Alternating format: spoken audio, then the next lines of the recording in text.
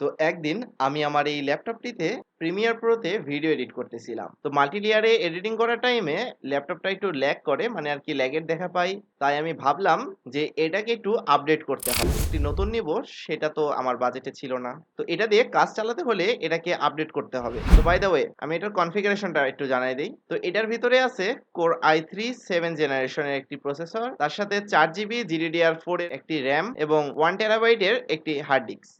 হ্যাঁ, ইহা দিয়েই আমি আমার ভিডিওগুলো এডিট করে থাকি। তো আপডেটের কথা আসলেই প্রথমেই কিন্তু আপডেট করতে হবে আমাদের হার্ড ডিস্কটা। মানে এখানে আছে শুধুমাত্র একটি 1 টেরাবাইটের হার্ড ডিস্ক। তো আমি প্রথমেই সেই হার্ড ডিস্কটা সরিয়ে ফেলে সেখানে একটি এসএসডি ইনস্টল করি। কিন্তু এসএসডিটা ছিল মাত্র 128 জিবির।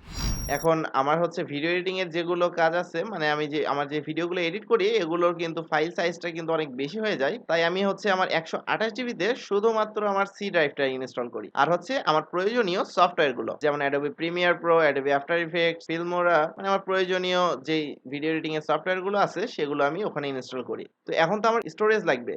কারণ আমি আমার যে ভিডিওগুলো রেকর্ড করি সবগুলোর ফাইলটা আমি সংরক্ষণ করি। মানে আমার হচ্ছে ফাইলগুলো সংরক্ষণ করতে ভালো লাগে। সেজন্য আমি হচ্ছে আমার সবগুলো ফুটেজ রেখে দেই। তো তার জন্য আমার হচ্ছে স্টোরেজের প্রয়োজন।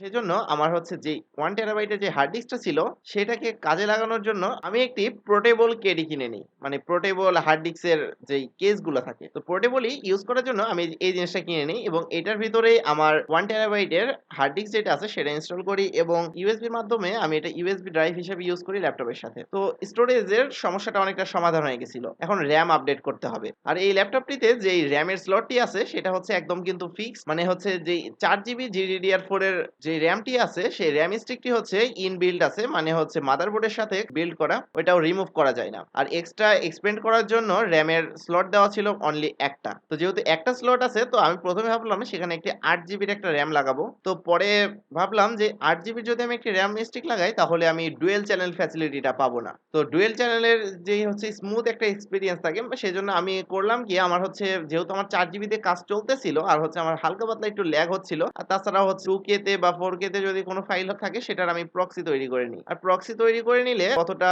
ভারী হয় না, ইজিলি এডিট করা যায়। তো সেজন্য আমি 8 জিবি র‍্যাম না নিয়ে একটি 4 জিবির আরেকটি র‍্যাম স্টিক নিই এবং সেটা এক্সট্রা স্লটে ইনস্টল করে দিই। যার ফলে আমি র‍্যামের ডুয়েল চ্যানেলের ফ্যাসিলিটিটা পাই। তো ডুয়েল চ্যানেলে যখন আমি 8 জিবি র‍্যাম ইউজ করি তখন ওভারঅল আমার এক্সপেরিয়েন্সটা ভালোই ছিল। তো আমি এভাবে কিছুদিন চালাই। প্রথমেই আমি বলেছিলাম যে আমি কিন্তু আমার ভিডিও ফাইলগুলো কালেক্ট করি, মানে আমার ফাইলগুলো সংরক্ষণ করি।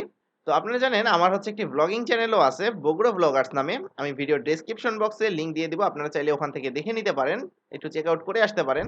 তো আমি আব্দুল্লাহ 360 এর জন্য যে ভিডিওগুলো আমি বানাই সেগুলোর ফাইল সাইজ, ফাইল সাইজ আর হচ্ছে ওভারঅল এডিটের পরে ফুল সাইজ যেটা হয় সেটা কিন্তু অতটা বেশি হয় না। 3 থেকে 4 জিবি, খুব বেশি হলে 5 জিবির মতো হয় বিরল শটগুলো অ্যাড করে। তো যেহেতু 5 জিবি হয় সেহেতু এটার জন্য তেমনটা স্টোরেজ লাগে না। কিন্তু আমার যে বগুড়া ব্লগার্স ব্লগিং চ্যানেলটা আছে ওইটার জন্য কিন্তু স্টোরেজের অনেক প্রয়োজন হয়। কারণ ওইটার একটা ব্লগ ভিডিওর যে আমার হচ্ছে ফাইলের যে ডিউরেশনটা থাকে সেটা টোটাল ডিউরেশনটা হিসাব করলে প্রায় 1.5 থেকে 2 ঘন্টার মতো হয়ে যায়। কোনোটার ক্ষেত্রে আধা ঘন্টা 1 ঘন্টারও হয়, মানে কম হয়। কিন্তু যেগুলো বেশি হয়ে যায় সেগুলো কিন্তু 1.5 থেকে 2 ঘন্টার মতো ফুটেজ হয়ে যায়। আর ওই ফুটেজগুলো কিন্তু হিউজ পরিমাণে একটা স্টোরেজ দখল করে। তো আমি একবার দেখেছিলাম যে আমার একটা ভিডিও এডিট করার ফলে ব্লগ চ্যানেলের ওইটা ওভারঅল 20 জিবির মতো স্টোরেজ প্রয়োজন হয়। তো এত বেশি স্টোরেজ মানে সবগুলো ভিডিও রাখতে আর কি আমার যে 1 টেরাবাইটের যে হার্ড ডিস্কটা আমি পোর্টেবল ইউজ করতাম ওটা আর কি প্রায় ভরে যায়। তো সেজন্য আমি ভাবলাম যে কি আমার আরেকটি হার্ড ডিস্ক নেওয়া প্রয়োজন। তো আমি 2 টেরাবাইটের একটা হার্ড ডিস্ক কিনতে চাইছিলাম, কিন্তু সেটা পরে হয় না। কিন্তু আমি হচ্ছে একটি 500 জিবির একটা হার্ড ডিস্ক ম্যানেজ করি। তো আমি আমার এই কেসের ভিতরে যেই 1 টেরাবাইটের হার্ড ডিস্কটা ব্যবহার করতাম সেটা আমি একটি কেডি ব্যবহার করে, তো ল্যাপটপের যে ডিভিডি রাইটারটা থাকে তো আমরা কিন্তু সেই ডিভিডি রাইটারটা চাইলে ডিভিডি রাইটারটা খুলে ফেলে সেখানে একটি এরকম একটি কেডির মাধ্যমে ওখানে তার কেডির ভিতরে হার্ড ডিস্ক অ্যাড করে সেই হার্ড ডিস্কটা কিন্তু আমরা কিন্তু ল্যাপটপের সাথে ব্যবহার করতে পারি। তো আমি যেহেতু হার্ড ডিস্কের জায়গায় এসএসডি ব্যবহার করতেছি সেজন্য আমাকে হচ্ছে ডিভিডি রাইটারটা খুলে সেখানে কেডি ব্যবহার করে আমি 1 টেরাবাইটের হার্ড ডিস্কটা ইনস্টল করি। তো আপনারা যদি আপনাদের ল্যাপটপের এই ডিভিডি রাইটারটা সরিয়ে হার্ড ডিস্ক ইনস্টল করতে চান তাহলে কিছুটা এইভাবে করতে পারেন। তো তারপরে আমার হচ্ছে যে 500 জিবি হার্ড ডিস্কটা থাকে সেটা আমি এভাবে পোর্টেবল তৈরি করে নেই। তো সব জায়গায় তো আর ল্যাপটপ ক্যারি করা সম্ভব না। তো আমার যদি কোনো ট্যুর থাকে বা কোথাও যদি যাই বা রেকর্ড করার জন্য তাহলে আমার যে ফুটেজগুলো কালেক্ট করতে হয়, অনেক টাইমে ফ্রেন্ডদের ফোন দিয়েও কোনো কিছু রেকর্ড করা হয়, মানে 2-3টা ফোন দিয়ে একসাথে রেকর্ড করা হয়। সেগুলো কম্বাইন করে রাখতে সবগুলো ফোনে পার করে নিতে তো মানে ফোনের একটা স্টোরেজেরও বিষয় আছে, তাছাড়াও একটা পার করার একটা সময় আছে। সেজন্য আমি এই যে এই হার্ড ডিস্কটা ব্যবহার করি। তো এই হার্ড ডিস্কটা আর কি ফোনের সাথে কানেক্ট করে একদম 90 টু 100 মেগাবাইট পার সেকেন্ডের স্পিডে আমি ফাইল ট্রান্সফার করে নিতে পারি। তো তারপরে আমি হার্ড ডিস্ক থেকে ল্যাপটপে নিয়ে নিতে পারি। তো কিছুটা এভাবে আমি আমার হচ্ছে 500 জিবি হার্ড ডিস্কটা এখানে ইনস্টল করি। এই সমস্ত কিছু আপডেট করার পরে আমি চাইলে কিন্তু এটাতে প্রক্সি তৈরি করে 4K ভিডিও এডিট করতে পারি। তো আপনারা চাইলে কিছুটা এভাবে আপনাদের ল্যাপটপ বা কম্পিউটারটিকেও আপডেট করে নিতে পারেন। তো আজকের এই ভিডিওটা এই পর্যন্তই। ভিডিওটি ভালো লাগলে অবশ্যই ভিডিওটি একটি করে লাইক করে দিবেন। আর আমাদের চ্যানেলে নতুন হইলে অবশ্যই চ্যানেলটিকে সাবস্ক্রাইব করার পর পাশের বেল আইকনটি অলে সেট করে দিবেন। তো দেখা হচ্ছে নেক্সট কোনো ভিডিওতে। ততদিন পর্যন্ত ভালো থাকবেন, সুস্থ থাকবেন। আল্লাহ হাফেজ।